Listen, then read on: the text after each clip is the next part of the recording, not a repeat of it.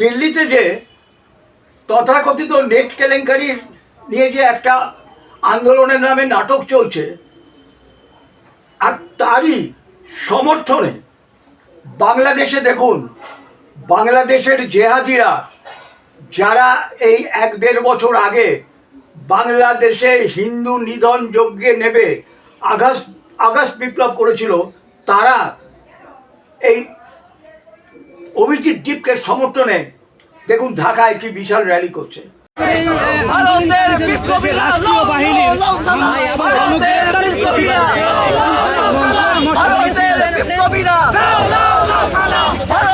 বিপ্লবীরা ককরোচের বিপ্লব সফল হোক, সফল হোক, ককরোচের বিপ্লব সফল হোক, সফল হোক, ককরোচ পার্টির বিপ্লব সফল হোক, সফল হোক, বিরুদ্ধে লড়াই করো একসাথে, মোদী শাহীর বিরুদ্ধে লড়াই করো একসাথে, লড়াই করো একসাথে।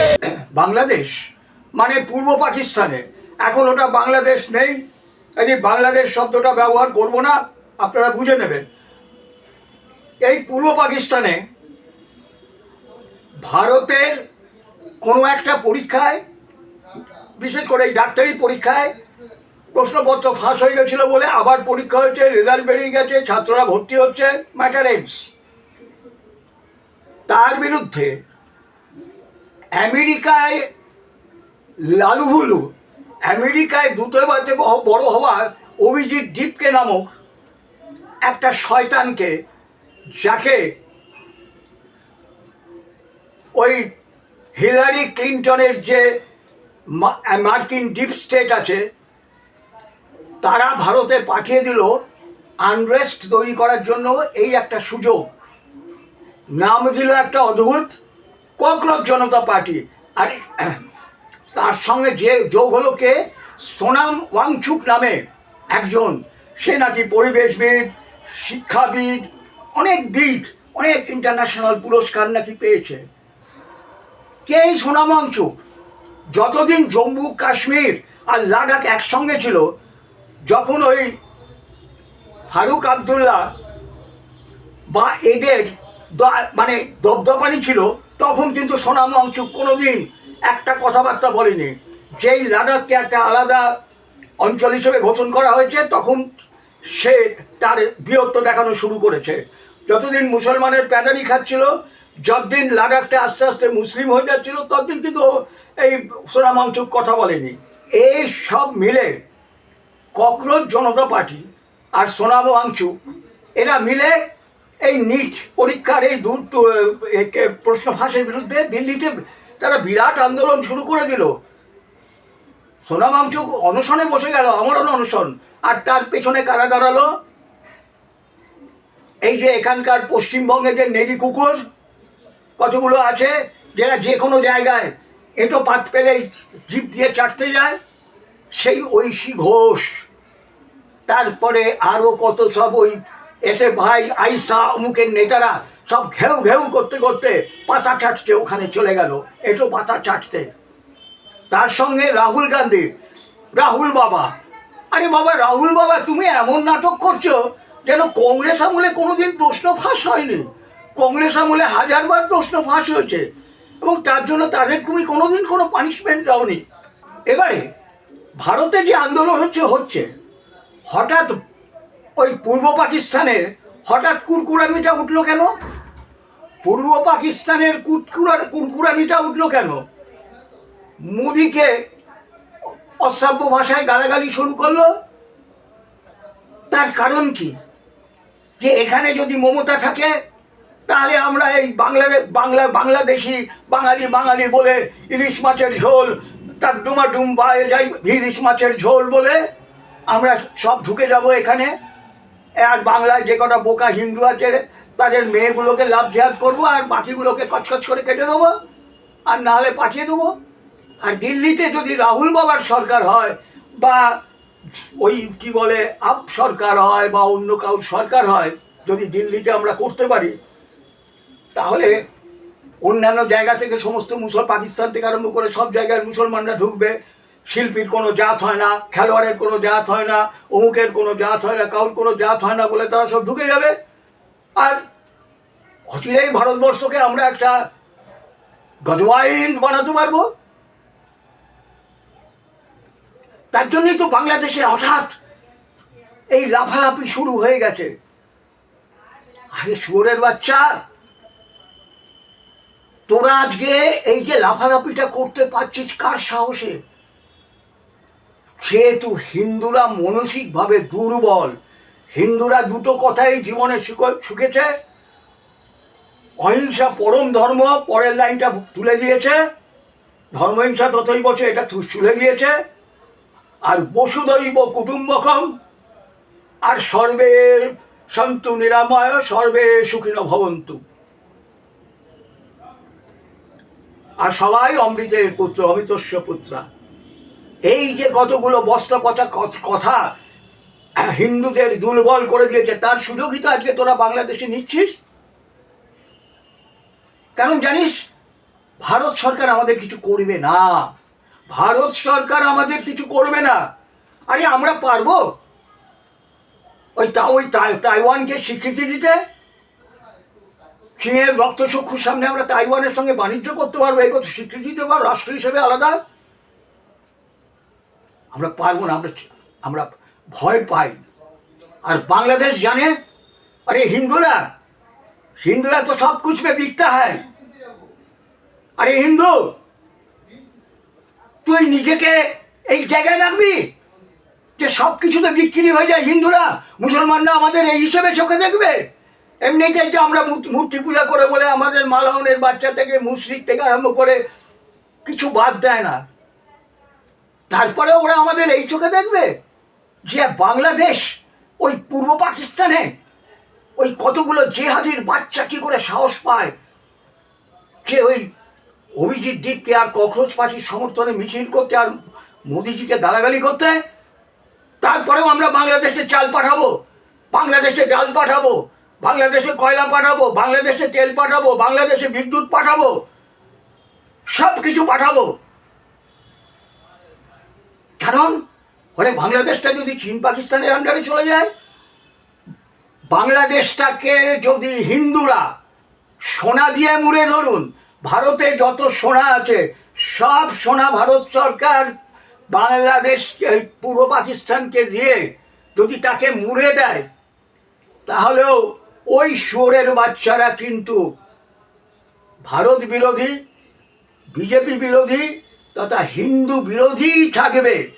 কারণ ওদের তো জন্ম থেকে একটাই শেখানো হয়, ওই মালাউনের বাচ্চা কাফের, ওরা মূর্তি পুজো করে, আর আমাদের মোহাম্মদ ওই শয়তান মূর্তিকে ভেঙেই আল্লাহর প্রতিষ্ঠা করেছিলেন।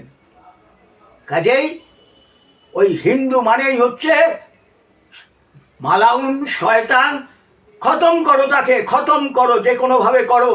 তাদের মেয়েগুলোকে লাভ জিহাদের ফাঁদে ফেলো। এই দেখলেন না আমির খান, যে নাকি চকলেট গায়ের নায়ক ছিল, আমাদের দেশের হিন্দু ঘরের মেয়েগুলোর কম বয়সে আমি চোখের সামনে দেখেছি, আমির খানের জন্য খাবার দেখে তাদের জিভ দিয়ে টকটক করে জল পড়তো না, আমির খানকে দেখলে জিভ দিয়ে লক লক করে জল পড়তো এই হিন্দু ঘরের মেয়েগুলো, কচি কচি মেয়েগুলো। সেই আমির খান দেখেছেন 3টে হিন্দু মেয়েকে লাভ জিহাদের ফাঁদে ফেলেছে, 3টে লাভ জিহাদের ফাঁদে ফেলে 3টে মেয়েকে বিয়ে করেছে, আর তাদের 24টা বাচ্চা করে গেছে। এক ওই জিহাদির বাচ্চা আমির খান 3টে হিন্দু মেয়েকে বিয়ে করেছে, মুসলমান বানিয়েছে, আর 24টা মুসলমানের বাচ্চা পয়দা করে গেছে। আর আমাদের মেয়েরা লক লক করে জিভ থেকে জল পড়তো। হা হা, যদি আমির খানকে আমি পেতাম, তাহলে এই যে এতক্ষণ আমি চেঁচালাম, এগুলো কি ফালতু চেঁচালাম? তাহলে আমরা কি করব? আমাদের কি করা উচিত? আমরা কি ওই সর্বে ভবন্তু সুখীনও করে যাব? পাল্টা আমাদের কি করা উচিত? ওরা 1000 কি 10,000 লোকের মিছিল করেছে, আসুন আমরা অন্তত 100টা লোকের, এর পাল্টা হিসেবে 100টা লোকের আমরা মিছিল করি, হাতে ত্রিশূল, গেরুয়া বেশ, ছিনিয়ে নেব বঙ্গদেশ। এ তো আমাদের জাতির কথার স্লোগান। আমরা শিয়ালদা স্টেশনে মিছিল করেছি, কলেজ স্কোয়ারে আমরা মিছিল করেছি, খ্যাতির কথা। পুলিশের বাধা মানিনি, শিয়ালদা স্টেশনে পুলিশ জানতে এসছিল, পারমিশন আছে, বলেছি নেই, করেছি তো। আসুন, 100টা লোক আসুন, অন্তত 100 লোক আসুন, আমরা কল দিই, আপনারাই কল দিন, আমাদের কল দিতে হবে না, আপনারাই কল দিন। 100টা লোকের মিছিল করি আমরা ধর্মতলায়, আমরা 100টা লোকের মিছিল করে বলি হাতে ত্রিশূল গড়িয়া বেশ, ছিনিয়ে নেবো বাংলাদেশ। শুধু ফেসবুকে দুটো বাংলাদেশ ওই পূর্ব পাকিস্তান বা বাংলাদেশ বা ওদের জিহাদিদের দুটো কিস্তি দিলেন, বা দুটো লিখলেন, বা আমাদের ইন্টালেকচুয়ালরা বড় বড় থিওরি লিখে গেল, কিচ্ছু হবে না, 1 পয়সা দাম নেই। তার প্রমাণ বখতিয়ার খিলজি দিয়ে গেছিল, 50,000 পুঁতি, নালন্দার 50,000 পুঁতি পুড়িয়ে রান্না করে খেয়েছিল। ওদের কাছে ওই ইন্টেলেকচুয়ালগুলি মানে ওই রান্নার ফুয়েল, যে ভাষায় বোঝে তাকে সেই ভাষায় উত্তর দিতে হবে। আসুন, আমরা যদি কল দিই আপনারা আসবেন। আমরা তো আগামী দিনে বাংলাদেশের বঙ্গদেশের পতাকা পর্যন্ত তো উত্তোলন করব এই বাংলার বুকে। আসবেন, আমরা যেদিন কল দেবো আসবেন, আপনারাও কল দিন। আপনারা কল দিন না, যদি মনে হয় আমাদের প্রতি অ্যালার্জি থেকে, আপনারা কল দিন। কিন্তু ওই বাংলাদেশের জিহাদিগুলোকে, মানে ওই পূর্ব পাকিস্তানের জিহাদিগুলো, এগুলো রক্ত, এখন যারা বাংলাদেশে আছে এরা কিন্তু সবই খান সেনার বীর্যে বড় হওয়া বাঙালি, মনে রাখবেন। কারণ টিক্কা খান বলে গেছিল আমাদের পাকিস্তান, বাংলাদেশ, পূর্ব পাকিস্তান ছেড়ে চলে যেতে হবে। এটা আমি বলছি না, এটা সর্বজন স্বীকৃত, তার অর্ডারও আছে। কাজেই সমস্ত ওই পূর্ব পাকিস্তানের মেয়েদের ধর্ষণ করে তাদের গর্ভে সন্তান একটা করে তৈরি করে দিয়ে যাও। কাজে এখন যারা বাংলাদেশে থাকে, যে মুসলমানরা জেহাদের ডাক দেয়, হিন্দুদের গালাগালি করে, ভারতকে ধ্বংসের কথা বলে, আর বাঙালি করে মাছের ঝোল, ইলিশ মাছের ঝোল করে, এরা কিন্তু জানবেন এদের কিন্তু পিতৃপুরুষ হচ্ছে পাকিস্তানি টিক্কা খানের বংশধর।